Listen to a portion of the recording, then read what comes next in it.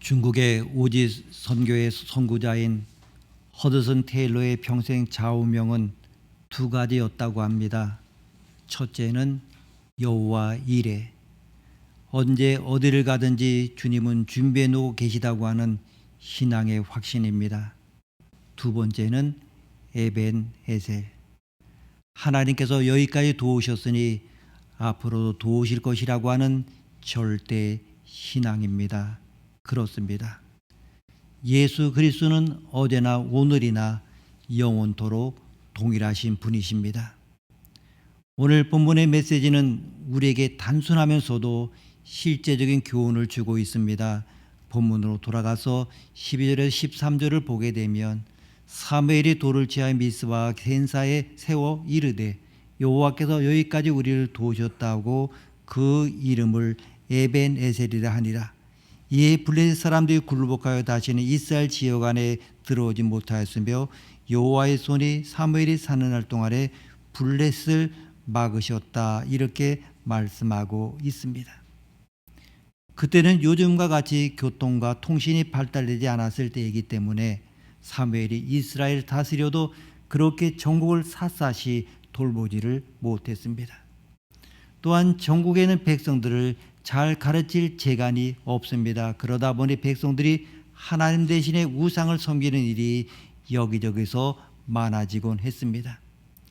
이것을 본 사무엘이 안 되겠다 싶어서 너희 가족까지 다 참여할 수 없다고 하면 그 집의 호주들은 다 참석하라고 전국에 명령을 내립니다. 그리고는 미스바라고 하는 곳에 모여서 크게 신앙 부흥 운동을 일으킵니다. 미스바에 모인 사람들이 하나님 말씀을 접하고 듣다 보니까 우리가 한참 잘못을 했고 한참 잘못 믿었다는 그러한 것을 깨닫게 되었습니다. 하나님이여, 저희가 죄를 지어도 보통 죄를 지은 것이 아닙니다. 하나님, 우리가 모르는 척하고 우상을 섬겼습니다. 잘못했습니다. 이렇게 회개했습니다. 이스바의 성회로 모여 은혜가 절정에 이르렀을 때에 호사다마라, 바로 그때를 틈타서 블레셋 사람들이 단단히 무장을 하고 이스라엘에 쳐들어왔습니다. 부흥 집회에 모였던 사람들이 무장이 되어 있었겠습니까? 그 사람들이 할 수 있는 것은 기도밖에 없었습니다. 그래서 하나님께 번제를 드리고 하나님 도와주십시오라고 간절히 기도했더니 하나님께서 기도를 들어주셨습니다. 하나님께서 기도를 들으시면서 끝나는 것은 시간 문제입니다. 그런데 이 성경을 보니까 정말 얼마나 많은 폭우가 쏟아지고 벼락을 쳤는지 블레셋 군대가 감당을 못하고 도망가고 말았습니다. 이때 이스라엘 사람들이 쫓아가서 돌을 세우고 여호와께서 여기까지 도우셨다 하였습니다. 그렇게 하나님의 전적인 개입과 도우심으로 승리를 하였습니다. 다시는 블레셋 사람들이 쳐들어오지 못하도록 하나님께서 막아주셨습니다. 한번 승리하고 난 다음에 하나님이 모른다고 내버려 두시면 블레셋은 계속해서 침략을 합니다. 그러면 이스라엘은 블레셋 강족을 막아낼 자격이 없습니다. 하나님께서 막아주시니까 사무엘이 사는 날 동안에 태평함이 있었다는 이야기가 오늘 본문입니다. 다시 말하면 보호의 은혜가 이스라엘 백성들에게 있었다고 하는 것입니다. 여러분들 가정에도 이렇게 하나님의 도우심을 받기를 원하시면 사무엘처럼 믿고 사무엘처럼 살아가시기를 원합니다. 그러면 하나님께서 사무엘이 사는 날 동안 막아주신 것처럼 여러분에게 온갖 불행이 와도 하나님이 막아주시고 불행이 온다 하면 싸워서 승리하도록 도와주실 것입니다. 정말 옛날 이스라엘 정국이 혼란했을 때 정말 어지럽게 살았습니다마는 사무엘이라는 지도자가 등장하여 나라의 국운을 평화 번영으로 회복시켜 주었습니다. 특히 오랫동안 팔레스틴 원주민으로부터 침략받고 어려움을 겪던 민족의 순환을 극복하고 난 다음에 사무엘은 승리의 기념비를 앞서 말씀드린 대로 하나 세워놓았습니다. 그 기념비의 문구가 바로 에벳 에셀입니다. 문자적으로 도움의 돌이라고 하는 뜻입니다. 사무엘 선지자는 이스라엘 백성에게 하나님의 도우심으로 승리했음을 정말 상기시켜주고 있습니다. 그런데 이 뜻은 과거 지향적 의미가 아닙니다. 미래 지향적입니다. 지금까지 도우신 하나님께서 앞으로도 여전히 도우실 것이라고 하는 절대적 확신을 심어주는 그러한 메시지입니다. 미국의 유명한 강해 설교가 맥클라렌은 이런 멋진 설명을 하고 있습니다. 하나님의 여기까지는 거기까지라는 개념을 내포한다. 지나간 과거를 도와오신 하나님은 앞으로 다가올 미래도 여전히 도우신다고 하는 것입니다. 내 인생을 여기까지 끌고 오신 하나님께서 앞으로도 변함없이 이끌어 주신다고 하는 것입니다. 우리 다 같이 하시겠습니다. 하나님은 여전히 도우십니다. 하나님은 여전히 도우십니다. 하나님은 여전히 도우십니다. 여전히 도우십니다. 다시 한번 하겠습니다. 하나님은 여전히 도우십니다. 하나님은 여전히 도우십니다. 그러면 하나님은 어떤 사람을 계속해서 도우십니까?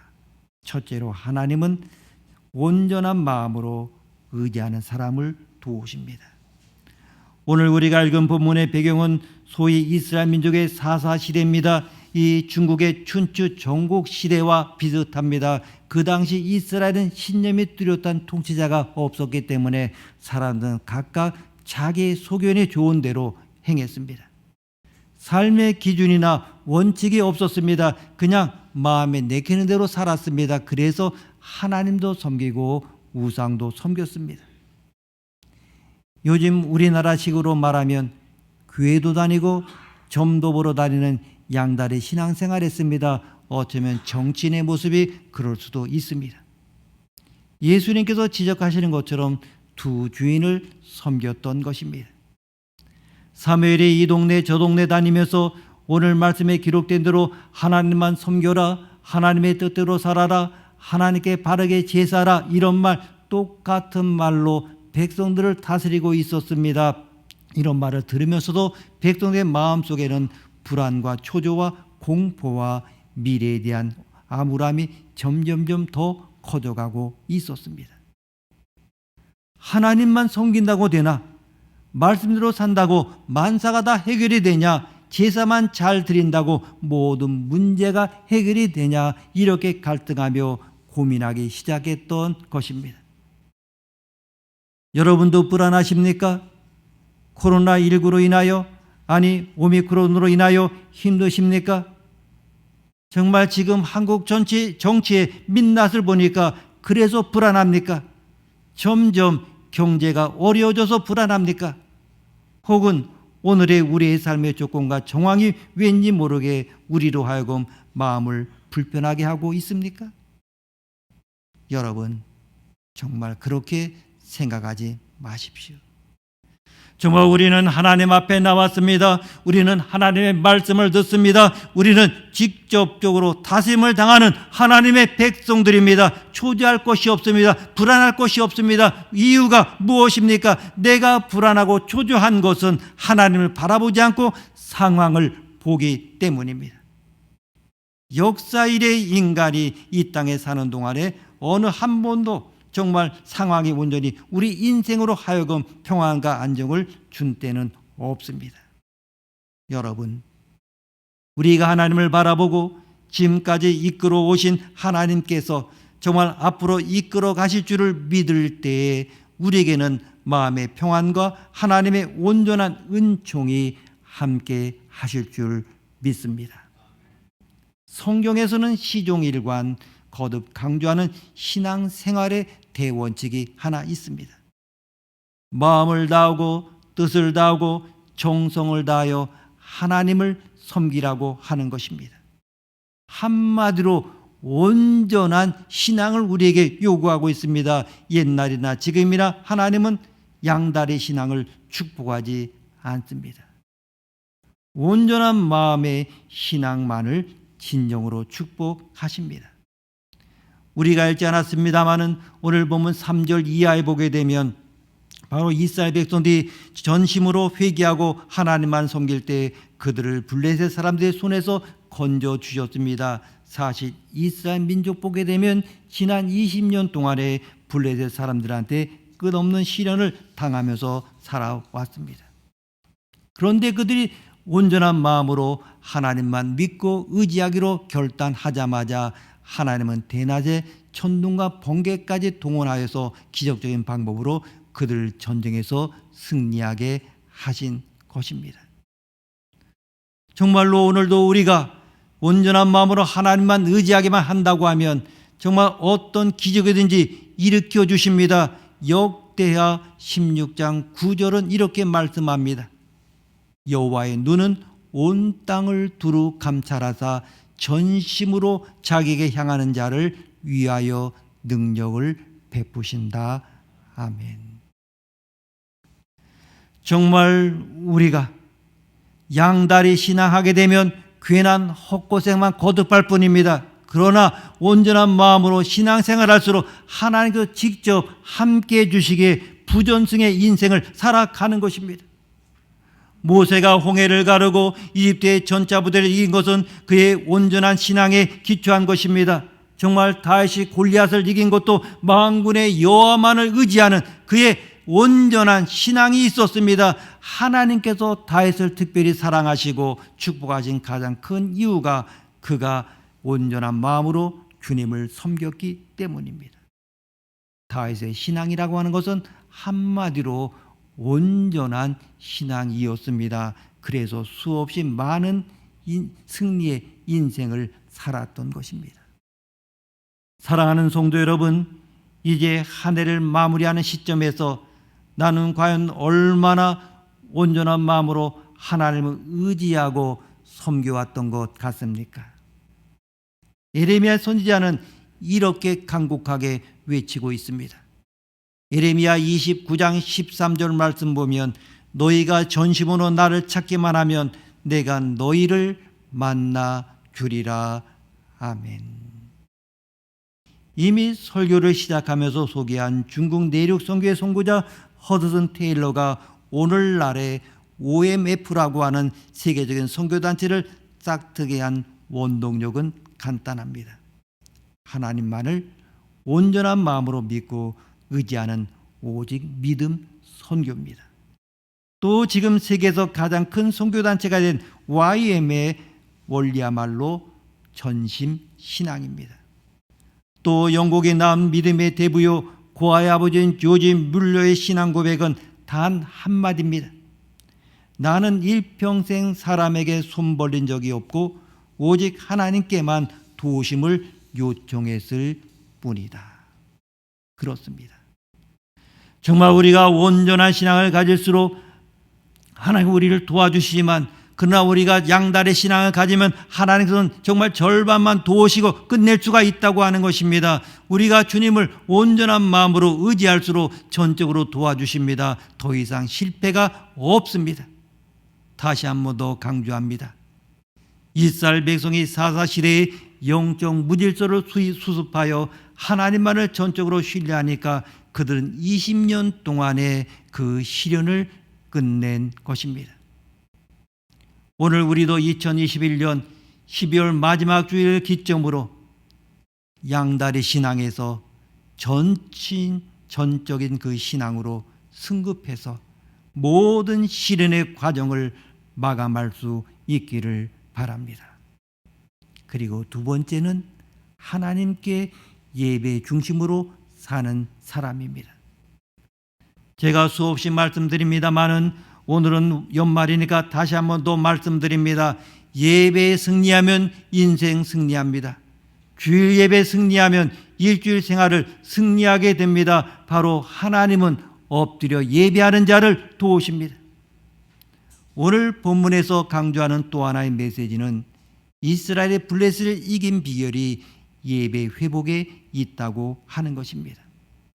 그런 지난 20년 동안에 하나님께 예배드리는 핵심 요소인 법궤를 방치하고 살아왔습니다. 그러니 이제 그 법궤를 다시 찾아서 이스라엘 땅에다 갖다 놓았습니다. 그리고는 모두가 미스바 광장에 모여서 어린 양을 잡아서 온전한 번제를 드렸습니다. 그랬더니 하나님께서 천둥과 번개를 가져오는 기적으로 블레셋 군대를 대패시킨 것입니다. 오늘 본문의 강조점은 이스라엘 백성이 어린 양을 잡아서 온전한 번제 곧 최선의 예배를 드릴 때에 하나님께서는 기적적인 방법으로 대승을 거두게 하신 것입니다. 오늘도 이 하나님의 역사라고 하는 것은 동일합니다. 예배 중심으로 사는 자에게 기적적인 축복을 이루어 주시는 것입니다. 주일의 예배 생활을 성수하느라 회사의 진급이나 사업 발전이 다른 사람보다 늦은 것 같아도 반드시 여호와의 손이 함께해 주심을 믿으시기를 바랍니다. 그래서 본문 13절은 이 점을 이렇게 강조합니다. 이에 블레셋 사람들이 굴복하여 다시는 이스라엘 지역 안에 들어오지 못하였으며 여호와의 손이 사무엘이 사는 날 동안에 블레셋 사람을 막으심에 아멘. 하나님의 선한 손이 도우십니다. 여호와의 오른손으로 붙잡아 높이 세워주십니다. 축복의 손으로 함께해 주십니다. 사랑하는 성도 여러분, 우리의 삶에는 많은 난제가 있습니다. 얽히고 설킨 문제들이 많습니다. 그것을 어떻게 풀어야 합니까? 예배 중심으로 풀어야 합니다. 예배의 자리가 곧 축복의 자리입니다. 우리가 코로나19 상황으로 인하여 예배를 제대로 드리지 못하지만 때로는 현장 예배 드리기도 하고 온라인 예배로 드리기도 합니다만 어떤 모습으로 예배를 드리던 간에 그 예배 우선의 삶을 살아야 한다고 하는 것입니다. 예배당에서 드리던 집에서 온라인으로 예배 드리던 그 시간 되었을 때 우리의 마음을 그렇게 모아야 하는 것입니다. 어떤 분의 말대로 예배는 하나님과 인간이 묶이는 축복이다 표현했습니다. 한마디로 우리가 예배할 때 하나님이 역사하십니다. 프랑스의 나폴레옹이 유럽을 휩쓸고 침공할 때에 그의 장군 한 사람이 정예 부대를 인솔해서 오스트리아의 국경지대인 펠트리를 공격을 하였습니다. 어느새 그 도시 주변의 고지에는 수많은 프랑스 군대가 진을 치고 있었고 공격 준비를 완료한 상태였습니다. 그때 시민들은 비상의회를 수립하여 항복이냐 응전이냐를 결정하는 그런 순간에 이르렀습니다. 바로 그 순간에 모든 시민들로부터 존경을 받은 교회 목사님이 일어나서 의견을 제안을 했습니다. 여러분, 오늘은 우리 주님이 부활하신 부활주일입니다. 지금 우리가 자신의 힘을 의지한다면 질 수밖에 없습니다. 그러니 우리의 예정대로 교회의 종을 치고 예배를 먼저 드립시다. 그리고 나머지 일은 하나님께 맡깁시다. 의회에서 그 의견에 찬동해서 드디어 예배당의 종소리가 우렁차게 울려 퍼졌습니다. 그랬더니 이 종소리를 들은 프랑스군 진영에서는 지난 밤 사이에 오스트리아의 많은 군대가 원병 온 것이 틀림없다고 판단을 내려서 펠들이 공격을 포기하고 돌아갔다고 하는 재미있는 이야기가 있습니다. 이것이 바로 온전히 의지하는 신앙입니다. 사랑하는 성도 여러분, 하나님은 예배를 소중히 여기는 자를 기꺼이 도와주십니다. 하나님은 예배를 사랑하는 자를 사랑하시고 축복하십니다. 아브라함의 성공의 이유가 바로 여기에 있습니다. 그는 예배를 즐기며 살았습니다. 반면에 롯은 예배를 소홀히 여겼기에 패가 망신한 것입니다. 하나님께서 사울을 더 이상 도와주지 않고 그 대신 다윗을 적극적으로 축복하신 이유는 그가 예배에 최선을 다했기 때문입니다. 그는 예배를 위해서라고 하면 어떤 대가도 지불했습니다. 그래서 최상의 복을 받은 것입니다. 이 모든 사실에 대하여 오늘 본문 13절은 단 한마디로 압축하여 설명합니다. 하나님은 예배를 우선하는 자를 일평생 도와주십니다. 사랑하는 성도 여러분, 2021년도 마지막 주일입니다. 하나님은 지금까지 내 인생을 도와오신 것처럼 앞으로도 계속 돕고 싶어 하십니다. 여러분이 온전한 마음으로 하나님만을 신뢰하고 의지할수록 전적으로 도와주십니다. 그리고 예배 우선으로 살수록 여러분은 하나님의 도우심의 대상 1순위가 될 것입니다. 하나님은 오늘도 여전히 여러분을 돕고 싶어 하십니다. 이제 우리가 함께 찬양하기를 원합니다. 에베네셀의 하나님, 감사하신 하나님, 에베네셀 하나님, 살아계신 하나님, 에베네셀 하나님, 여기까지 인도하셨네. 감사하신 하나님, 여기까지 인도하셨네. 살아계신 하나님, 감사하신 하나님, 에베네셀 하나님, 살아계신 하나님, 에베네셀 하나님, 감사하신 하나님, 에베네셀 하나님, 살아계신 하나님, 에베네셀 하나님, 장래에도 인도하시리. 감사하신 하나님, 장래에도 인도하시리. 감사하신 하나님, 감사하신 하나님, 에베네셀 하나님, 살아계신 하나님, 에베네셀 하나님, 함께 찬양하시겠습니다.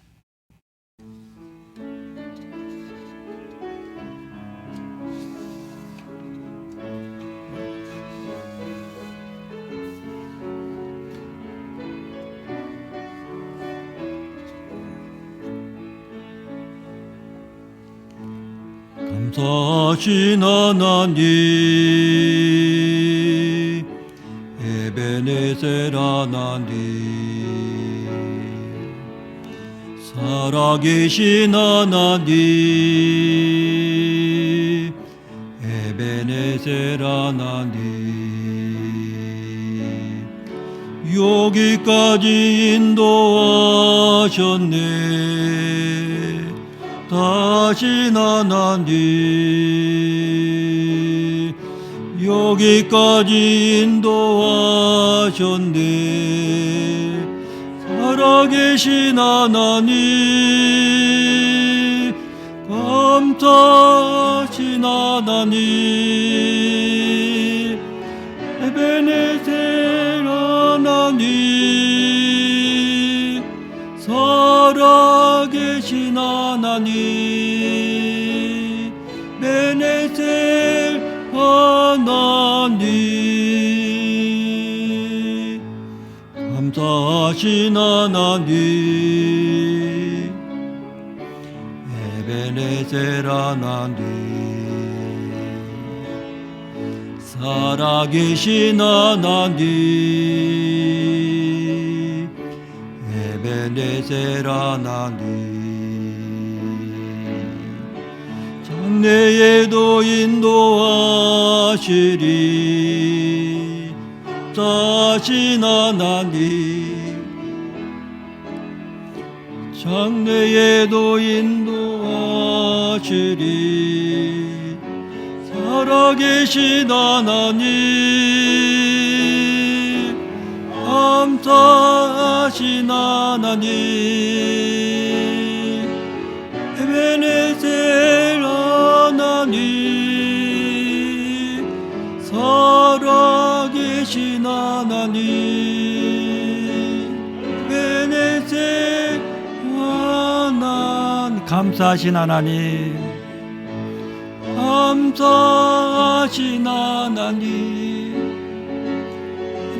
에베네셀 하나님, 살아계신 하나님, 에베네셀 하나님.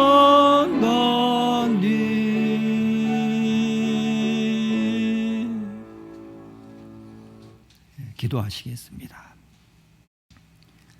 하나님 아버지, 삶의 극한 상황 속에서도 우리가 외칠 수 있는 마지막 기도, 나의 하나님이 여기까지 도와주셨으니 이제 다시 도와주옵소서.